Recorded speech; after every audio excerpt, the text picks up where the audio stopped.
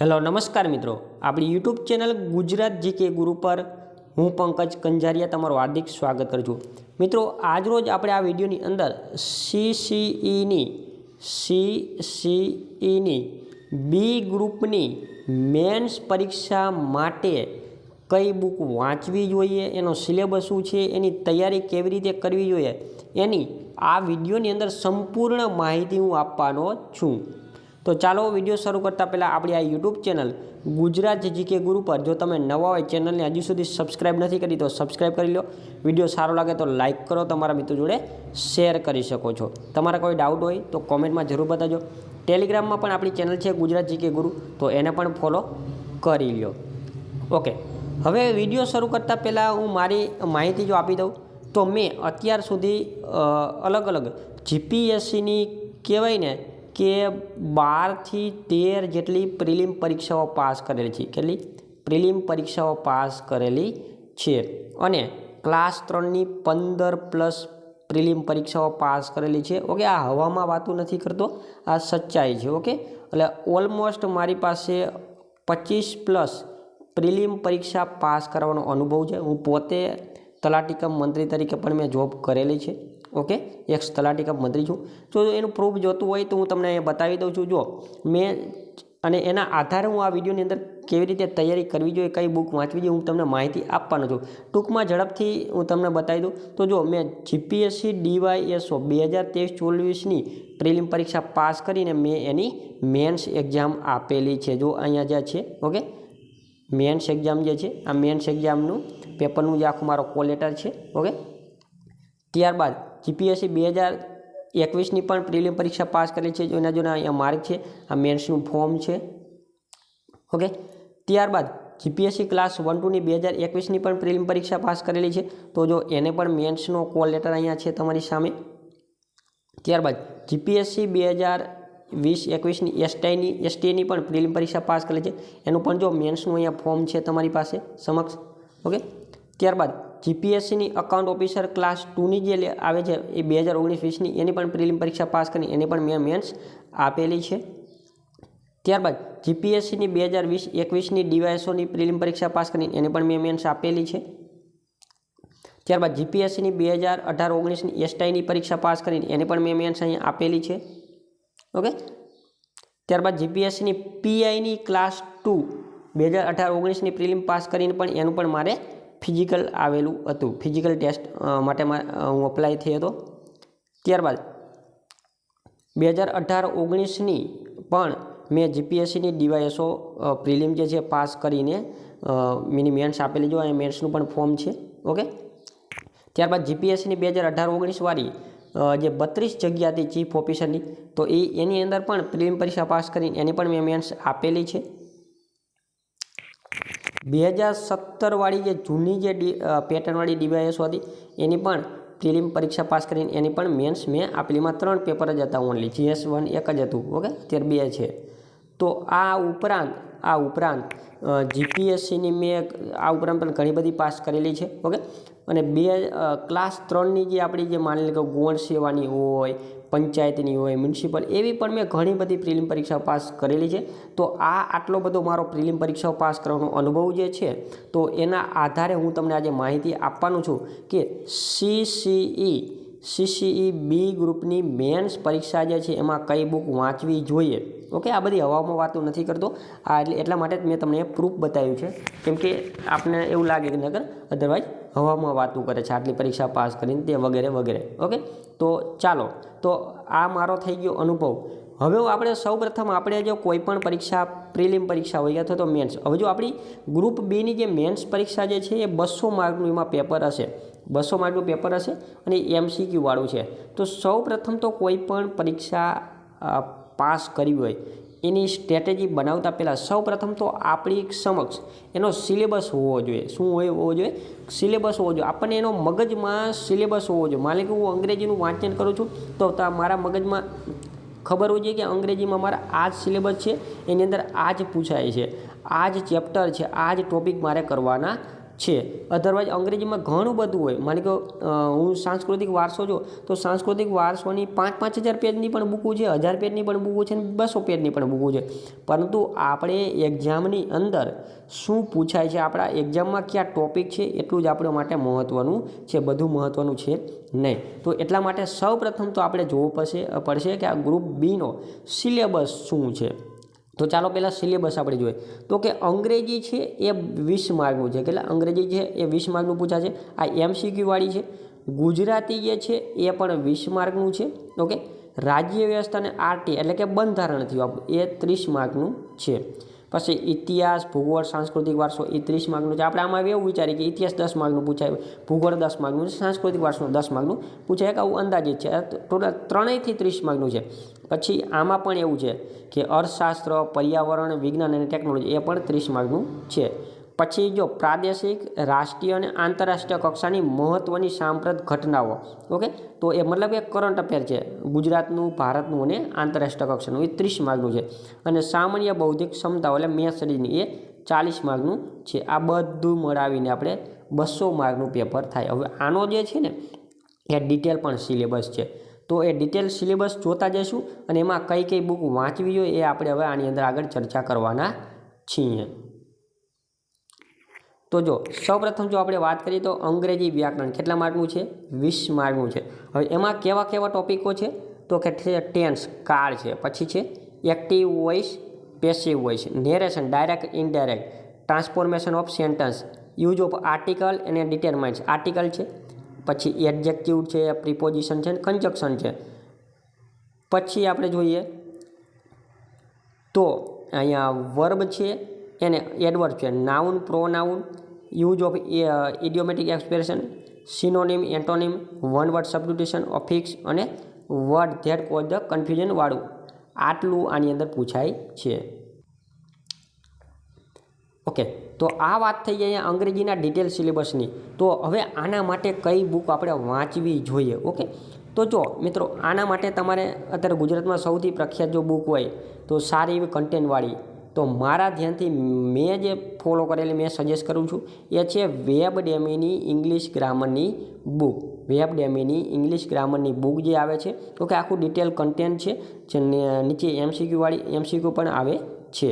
Okay, અને બીજી છે એક અક્ષર પ્રકાશનની ડૉક્ટર BC રાઠોડની પણ કોમ્પ્રિહેન્સિવ ઇંગ્લિશ ગ્રામરવાળી પણ બુક આવે છે. ઓકે, તો આ બુક, આ બેમાંથી કોઈ પણ એક બુક છે તમે ફોલો કરી શકો છો. મારા પરથી કોઈ પણ એક ફોલો કરજો. તમને જો આ ગમે તો આ અને આ ગમે તો આ. મેં આ જે વેબડેમીવાળી જે છે એ પહેલાં શરૂઆતમાં મેં આ ડૉક્ટર BC રાઠોડ સાહેબની વાંચેલી, પછી પાછળથી આ આવેલી, તો પછી મેં આને પણ ફોલો કરેલી હતી. ઓકે, આ તમારે જે બુક જે છે એને ઓનલાઈન પરચેસ કરવી હોય તો વિડીયોને નીચે હું એની લિંક આપું છું, તો ત્યાંથી તમે ઓનલાઈન ડાયરેક્ટ સીધું પરચેસ કરીને તમે ઘરે બેઠા મંગાવી શકો છો.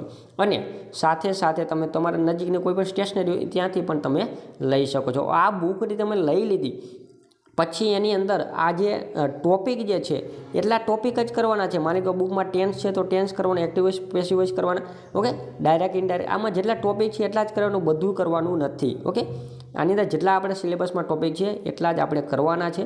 એના આધારે જ આપણે પાસ કરવાનું. અને આમાં તમારે વધારે તો મેન તો સમજણ શક્તિ વિકસાવવાની છે. માની લો ટેન્સ છે તો એના બધા બાર કાળ આવડવા જોઈએ, એના નિયમો આવડવા જોઈએ. મતલબ કે પછી તમારે કોઈ પણ ક્વેશ્ચન પૂછાય તો એ નિયમના આધારે તમે MCQ છે એનો તમે જવાબ આપી શકતા હોવો જોઈએ, એ આપણે કરવાનું છે.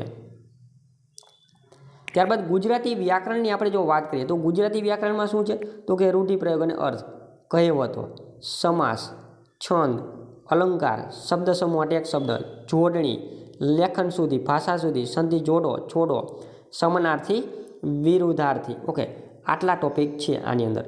ઓકે, તો હવે ગુજરાતી વ્યાકરણ માટે આપણે કઈ બુક ફોલો કરી શકીએ છીએ? તો અત્યારે સૌથી બેસ્ટ સેલરવાળી બુક જેવું હોય તો વ્યાકરણ વિહાર છે. કઈ છે? વ્યાકરણ, ગુજરાતી વ્યાકરણ વિહાર. ઓકે, બહુ બેસ્ટ બુક જે છે, આને તમે ફોલો કરી શકો છો. અધરવાઇઝ તમે ડૉક્ટર BC રાઠોડ સાહેબની ગુજરાતી વ્યાકરણ પરિચય, આ પણ બુક તમે ફોલો કરી શકો છો. કોઈ પણ બેમાંથી કોઈ પણ બુક તમે ફોલો કરી શકો છો. ઓકે, આ મારા પોતાના પર્સનલ અનુભવના આધારે હું તમને સજેસ્ટ કરું છું. તમારા મંતવ્ય મુજબ કોઈ બીજી પણ બુક તમે ફોલો કરતા હોય તો એ પણ તમે કરી શકો છો. ઓકે, તો આ મારો પોતાનો પર્સનલ અનુભવ હતો. આ પણ બુક તમારે પરચેસ કરવી તો એની પણ લિંક વિડીયોની નીચે આપેલી જ છે. ઓકે, ત્યાંથી તમે પરચેસ કરી શકો છો. અને આમાં પણ તમારે એવું જ કરવાનું છે, જેટલા ટોપિકમાં આમાં અહીંયા સિલેબસમાં છે એટલા જ ટોપિક તમારા આ બુકમાંથી કરવાના છે. જેમ કે રૂઢિપ્રયોગ હોય તો રૂઢિપ્રયોગ કરવાના, કહેવત હોય તો કહેવત, ઓકે, શબ્દ સમૂહ, જોડણી, લેખન સુધી, સંધિ, સમાનાર્થી વિરુદ્ધ, આટલા જ ટોપિક આ બુકમાંથી તમારે કરવાના રહેશે.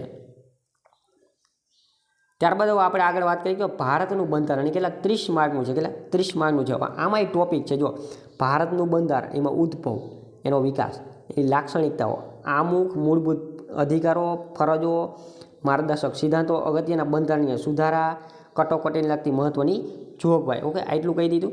પછી આમાં સંઘ અને રાજ્યના કાર્યો અને જવાબદારીઓ, સંસદ અને રાજ્ય વિધાનમંડળનું માળખું, કાર્યો, સત્તા વગેરે, ભારતમાં ન્યાયપાલિકાઓ. ઓકે, પછી એમાં અલગ અલગ રીટ આવે વગેરે. પછી બંધારણીય સંસ્થાઓ, એની સત્તા, કાર્યો અને જવાબદારી, બંધારણીય સંસ્થાઓ જેમ કે યુપીએસસી છે, ચૂંટણી પંચ છે વગેરે. પછી વૈધાનિક, નિયમનકારી અને અર્ધન્યાયિક સંસ્થાઓનો, વૈધાનિક સંસ્થાઓ હોય, માની લો કે કાયદાથી સ્થાપેલ સંસ્થાઓ, કોઈ નિયમનકારી સંસ્થાઓ, કોઈ અર્ધન્યાયિક સંસ્થાઓ હોય, આ વગેરે. પછી સ્થાનિક સંસ્થા, સ્થાનિક સરકાર એટલે પંચાયતી રાજ છે, નગરપાલિકા છે, એની વાત કરવામાં આવે. પછી કેન્દ્ર અને રાજ્ય સરકારની અગત્યની નીતિઓ અને કાર્યક્રમો, એમાં યોજનાઓ હોય, એની નીતિનું ઘડતર કરતો એ વગેરે હોય. પછી જાહેર માહિતી અધિકાર અધિનિયમ, આરટીઆઈ એક્ટ 2005 પણ આ વખતે આની અંદર એડ કર્યો છે. તો આટલા ટોપિક આની અંદર છે ભારતના બંધારણની અંદર. તો હવે આમાં તમે કઈ બુક વાંચી શકો છો? તો આની અંદર તમે ભારતનું બંધારણ અને રાજનીતિ એક અભ્યાસ, જે ડૉક્ટર શહેજાદ કાજી સાહેબની લખેલી છે, આ પણ બેસ્ટ સેલર જ છે. ઓકે, આ અથવા તો યુવા ઉપનિષદ પ્રકાશનની ભારતીય બંધારણ અને રાજ્ય વ્યવસ્થા, યુવા ઉપનિષદ પ્રકાશનની ક્લાસ 3 માટેની સ્પેશિયલ આવે છે, એ પણ એમાંથી તમે કોઈ પણ બુક જે છે એ ફોલો કરી શકો છો. આ 30 માર્કનું વેઇટેજ છે બંધારણનું. મિત્રો યાદ રાખજો, 30 માર્કનું વેઇટેજ છે, એટલે ઓછા માર્ક ન કહે, 200માંથી 30 માર્ક બંધારણના છે. અને આવડી જાય એવો, આમાં પૂરા માર્ક મળવાની શક્યતા એવો આ સબ્જેક્ટ છે. ત્યારબાદ છે જો આપણે ઇતિહાસ, વારસો અને ભૂગોળ, આ 30 માર્કનું છે. આપણે આ ત્રણેય ટોપિકમાં માની લો કે અંદાજે આપણે એવું માનીએ કે 10-10 માર્કનું પૂછાય. તો જો આમાંય ડિટેલ ટોપિક આપી દીધા છે, બધું એવું નથી કરવાનું. જો આમાં સિંધુ ખીણની સભ્યતા, તો એની લાક્ષણિકતાઓ, સ્થળો વગેરે, જે સાંસ્કૃતિક ઇતિહાસ, કળા, ધર્મ, સિંધુ ખીણની સંસ્કૃતિ, સભ્યતા ગુજરાતના, તો આ વગેરે જે છે એ આની અંદર છે. ઓકે, પછી વૈદિક યુગ, એમાં જૈન ધર્મ, બૌદ્ધિક ધર્મ, વૈદિક યુગ, જૈન ધર્મ વગેરે જે છે આની અંદર. પછી છે ગુજરાતના રાજવંશો, એમાં મૈત્રક વંશ, સોલંકી વંશ અને વાઘેલા વંશ, આટલા જ કરવાના. બધા એવા રાજવંશો નથી કરવા, મૈત્રક વંશ, સોલંકી વંશ અને વાઘેલા વંશ. પછી 1857 ભારતનો સ્વાતંત્ર્ય સંગ્રામ, ઉદ્ભવ, સ્વરૂપ, કારણો, પરિણામ અને મહત્વ ગુજરાતના વિશેષ સંદર્ભમાં. જો ગુજરાતના વિશેષ સંદર્ભમાં લખેલું છે, આ મહત્વનું છે.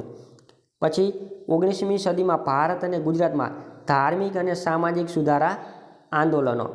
પછી છે ભારતની સ્વતંત્રતા માટેની ચળવળ, ભારત અને વિદેશમાં ભારતીય ક્રાંતિકારીઓ, મહાત્મા ગાંધીજીના એકાદશ વ્રતો, 11 વ્રતો, રચનાત્મક કાર્યક્રમો અને હિન્દ સ્વરાજ, સૌરાષ્ટ્ર, કચ્છ અને ગુજરાતના દેશી રાજ્યોના આઝાદી પછીના વિલીકરણમાં ઘટનાઓ અને મહાગુજરાત આપણું આંદોલન. આટલા ટોપિક છે મિત્રો. આની અંદર સ્પેશિયલ ટોપિક આપી દીધા છે, બધું કરવાનું નથી. ઓકે, તો બધું કરવા જવાનું આપણે નથી.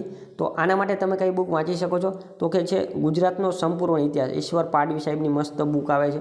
અથવા તો યુવા ઉપનિષદ પ્રકાશનની ગુજરાતનો ઇતિહાસ, આ પણ ડિટેલ બુક છે. અને ભારત માટે તમે ભારતનો ઇતિહાસ, ઓકે, ભારતના ટોપિક આમાંથી કરવાના છે. ભારતનો ઇતિહાસ યુવા ઉપનિષદ પ્રકાશનની તો લેટેસ્ટ એડિશન છે આ બધી. ઓકે, તો આમાંથી તમે ફોલો કરી શકો છો. અને આ બધો ગુજરાતનો જેટલો આમાં ઇતિહાસ છે એટલો આમાં ગુજરાતીમાં જે ટોપિક છે એટલા જ ટોપિક આ 2 બુકમાંથી કરવાના છે. આમાંથી અથવા તો આમાંથી, આ 2માંથી કોઈ પણ એક બુકમાંથી તમારે ગુજરાતના ટોપિક કરવાના છે. અને ભારતના ઇતિહાસના જે માની કે વૈદિક યુગ, જૈન ધર્મ, ઓકે, બૌદ્ધ ધર્મ વગેરે જેવા, મતલબ સિંધુ ખીણની સભ્યતાના ભારતના ટોપિક જે છે, 1857 સંગ્રામ ભારતના સંદર્ભમાં, તો એ તમારે આ બુકમાંથી કરવાના છે. ઓકે, તમારે આ મારા પર્સનલ અનુભવના આધારે શેર કરું છું. તમારા મંતવ્ય મુજબ બીજી પણ કોઈ બુક હોય છે, ફરી વખત તમને રિપીટ કરું છું. ઓકે, પછી સાંસ્કૃતિક વારસાની આપણે જો વાત કરીએ તો એ 10 માર્કનો છે. સાંસ્કૃતિક વારસો એ પણ કદાચ આપણે માની કે 10 માર્કનું પૂછાય, 30 માર્કના 3 ટોપિક છે, ઇતિહાસ, વારસો, આમાં વારસો 10 માર્કનો કદાચ પૂછાય. તો જો આમાં ટોપિક આપી દીધા, ભારત અને ગુજરાતનો સાંસ્કૃતિક વારસો, એમાં કળા સ્વરૂપો, સાહિત્ય, સંગીત, શિલ્પ અને સ્થાપત્ય, ગુજરાતના મેળા, ઉત્સવો, ખાણીપીણી, પોશાક અને પરંપરાઓ, ગુજરાતની લોકનાટ્ય કળા, એમાં ભવાઈ, ઓકે, ગુજરાતી સાહિત્ય અને સાહિત્ય સંસ્થાઓ, ગુજરાતના સંગ્રહ સ્થાનો અને પુસ્તકાલયો, ગુજરાતના તીર્થ સ્થળો અને પર્યટન સ્થળો. ઓકે, તો આટલા ટોપિક આની અંદર આપી દીધા છે. તો આ ટોપિકના આધારે તમારે ગુજરાત અને ભારતનો સાંસ્કૃતિક વારસો કરવાનો છે. ગુજરાતના સાંસ્કૃતિક વારસાના ટોપિક માટે તમે યુવા ઉપનિષદ પ્રકાશનની આ બુક જે છે એ તમે ફોલો કરી શકો છો. આનું લેટેસ્ટ એડિશન પણ અવેલેબલ છે. અથવા તો તમે આઈસ પ્રકાશનનો ગુજરાતનો સાંસ્કૃતિક વારસો એમાંથી પણ તમે કરી શકો છો. અને ભારતના ટોપિક માટે તમે યુવા ઉપનિષદ પ્રકાશનની ભારત અને ગુજરાતનો સાંસ્કૃતિક વારસો બુક એમાંથી તમે ફોલો કરી શકો છો. પણ યાદ રાખજો, આ ટોપિક મુજબ જ તમારે કરવાનું છે. ઓકે, આટલા જ ટોપિક કરવાના છે. ઓકે, બધાય ટોપિક કરવાના રહેતા નથી. ટોપિકને ખાસ પકડવાના છે. અને તમારો સિલેબસ છે તમારા મગજમાં હોવો જોઈએ, અથવા તો આખા સિલેબસની PDF કાઢીને પ્રિન્ટ કાઢીને તમે જ્યાં વાંચો છો અહીંયા સામે જ હોવી જોઈએ. ત્યારબાદ છે ભારતની ભૂગોળ. ઓકે, તો ભારતની ભૂગોળ, તો સામાન્ય ભૂગોળ જે છે, ઓકે, સૂર્યમંડળના ભાગરૂપ, પૃથ્વીની ગતિ, સમય, ઋતુની વિભાવના, પૃથ્વીની આંતરિક સંરચના, મુખ્ય ભૂમિ સ્વરૂપો, વાતાવરણ અને આબોહવા, આ બધું આની અંદર છે. ત્યારબાદ છે ભૌતિક ભૂગોળ, ભારત અને ગુજરાતનું ભૂપૃષ્ઠ, મુખ્ય પ્રાકૃતિક વિભાગો, ભૂકંપ, જ્વાળામુખી, ભૂસ્ખલન, કુદરતી અફવા, મોસમી આબોહવા પ્રદેશો, ચક્રાવાત, વાવાઝોડું, રાષ્ટ્રીય ઉદ્યાનો, અભયારણ્ય, જમીનના મુખ્ય પ્રકારો, ખડકો અને ખનિજો વગેરે. ગુજરાતના સંદર્ભમાં જોઈએ તો સામાજિક ભૂગોળ, એમાં વસ્તીનું વિસ્તરણ, વસ્તીની ઘનતા, વસ્તી વૃદ્ધિ, સ્ત્રી પુરુષો પ્રમાણ, સાક્ષરતા, આ વગેરે જે છે આટલા ટોપિકો આમાં જ છે. ઓકે, તમે વાંચી લેજો એકવાર. તો આના માટે તમારે શું કરવાનું છે, તો ગુજરાતની ભૂગોળ યુવા ઉપનિષદ પ્રકાશનની બેસ્ટ બુક જે છે, બેસ્ટ અત્યારે, તો એમાંથી તમે આ ગુજરાતના સંદર્ભની જે ભૂગોળ જે છે તમે આમાંથી વાંચી શકો છો. અને ભારતની ભૂગોળ જે છે, સામાન્ય ભૂગોળ, આર્થિક, સામાજિક, જો ભૂમિ સ્વરૂપ, મુખ્ય વગેરે જે છે તમે આમાંથી ફોલો કરી શકો છો. ઓકે, આ બેમાંથી આ બંને બુક છે તે તમે ફોલો કરી શકો છો ભારતની ભૂગોળ માટે. હવે છે અર્થશાસ્ત્ર, પર્યાવરણ અને વિજ્ઞાન અને ટેકનોલોજી. ટોટલ 30 માર્કનું છે. આમાંથી કયું કેટલા માર્કનું પૂછાય કોઈ નક્કી નથી, પરંતુ અર્થશાસ્ત્ર, પર્યાવરણ અને વિજ્ઞાન ટેકનોલોજી 30 માર્કનું છે. આપણે આગળ પણ સિલેબસ જોયું છે. તો આનો પણ પહેલાં આમાં ટોપિક આપી દીધા છે. ભારતીય અર્થતંત્ર, સ્વતંત્રતા પૂર્વે અને સ્વતંત્રતા બાદનું ભારતીય અર્થતંત્ર. ભારતીય અર્થતંત્રમાં અત્યાર સુધી થયેલા વિવિધ સુધારાઓ, આયોજન પંચ અને નીતિ આયોગ. આમાં ખાસ નીતિ આયોગના પ્રશ્ન બહુ પૂછાય છે. પછી કૃષિ ક્ષેત્રના જે છે એમાં કૃષિના જે સિંચાઈ પદ્ધતિઓ, પાકો, ઓકે, હરિત ક્રાંતિ, જૈવિક ક્રાંતિ, ટકાઉ ક્રાંતિ, કૃષિની નીતિ, આ વગેરે આમાંથી પ્રશ્ન પણ નીકળતા હોય છે. પછી ભારતના ઉદ્યોગો અને ઔદ્યોગિક ક્રાંતિ, ભારતીય અર્થતંત્રમાં આંતરમાળખામાં ઉર્જા, બંદરો, માર્ગ, હવાઈ મથકો, રેલવે, ટેલિકોમ્યુનિકેશન વગેરે. ભારતીય જાહેર વિત્ત વ્યવસ્થા, આમાંથી પણ ઘણા બધા પ્રશ્નો પૂછે. જેમ કે આમાં RBI જે છે એની કર પદ્ધતિ છે, જાહેર ખર્ચ, જાહેર દેવું, ખાદ્ય, ફિસ્કલ ડેફિસિટ, રાજકોષીય અને વગેરે જે આની અંદર અર્થશાસ્ત્રમાં ઘણું બધું છે. તો આમાં તમારે આટલા જ ટોપિક કરવાના છે, બધા ટોપિક કરવાના નથી. ઓકે, તો આના માટે તમે જે છે ભારતીય અર્થતંત્ર અને આયોજન, વર્લ્ડ ઇનબોક્સ પ્રકાશનની બુક આવે છે એ તમે ફોલો કરી શકો છો. અથવા તો તમે બહુ વધારે ડિટેલમાં તમારે જવું હોય તો ભારતીય અર્થતંત્ર, ઇન્ડિયન ઇકોનોમી, યુવા ઉપનિષદ પ્રકાશનની બુક આવે છે એ પણ તમે ફોલો કરી શકો છો. એમાં બંને બુક સારી છે. ઓકે, ત્યારબાદ છે પર્યાવરણ. તો પર્યાવરણમાં જો રાષ્ટ્રીય અને આંતરરાષ્ટ્રીય કક્ષાએ પર્યાવરણની જાળવણી માટેની નીતિઓ, સંધિઓ, પર્યાવરણ ક્ષેત્રની મહત્વની સંસ્થાઓ, પર્યાવરણ ક્ષેત્ર સાથે સંકળાયેલા મહત્વના એવોર્ડો, વન અને વન્ય જીવન સંરક્ષણ, ક્લાઇમેટ ચેન્જ, જળવાયુ પરિવર્તન અને તેને સંલગ્ન બાબતો અને આપત્તિ વ્યવસ્થાપન. આમાં જો સંસ્થાઓ પૂછાય છે. ઓકે, સંસ્થાઓ પૂછાય, એની સંધિઓ પૂછાય, ટ્રીટી પૂછાય. ઓકે, વન અને વન્ય જીવને સંરક્ષણ માટેના કાયદાઓ જે છે એ પૂછાય, જળવાયુ પરિવર્તનને લગતા પ્રશ્નો પૂછાય, આપત્તિ વ્યવસ્થાપનને લગતા પ્રશ્નો પૂછાય. તો આના માટે તમે કઈ બુક વાંચી શકો છો, તો યુવા ઉપનિષદ પ્રકાશનની પર્યાવરણની સ્પેશિયલ બુક જે છે 6 થી 12 ધોરણની NCERT GCERTને આધારિત બનાવેલી છે બુક, એ પણ તમે ફોલો કરી શકો છો.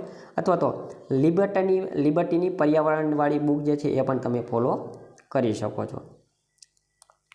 ત્યાર પછી વિજ્ઞાન અને ટેકનોલોજી.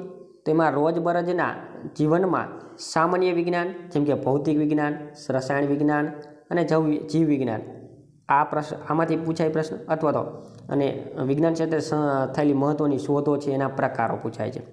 ઓકે, એ મહત્ત્વના એવોર્ડો હોય, વિજ્ઞાન ટેકનોલોજી સાથે સંલગ્ન વિવિધ સંસ્થાઓ, પ્રસિદ્ધ ભારતીય વૈજ્ઞાનિક, આમાં પ્રશ્ન પૂછાય.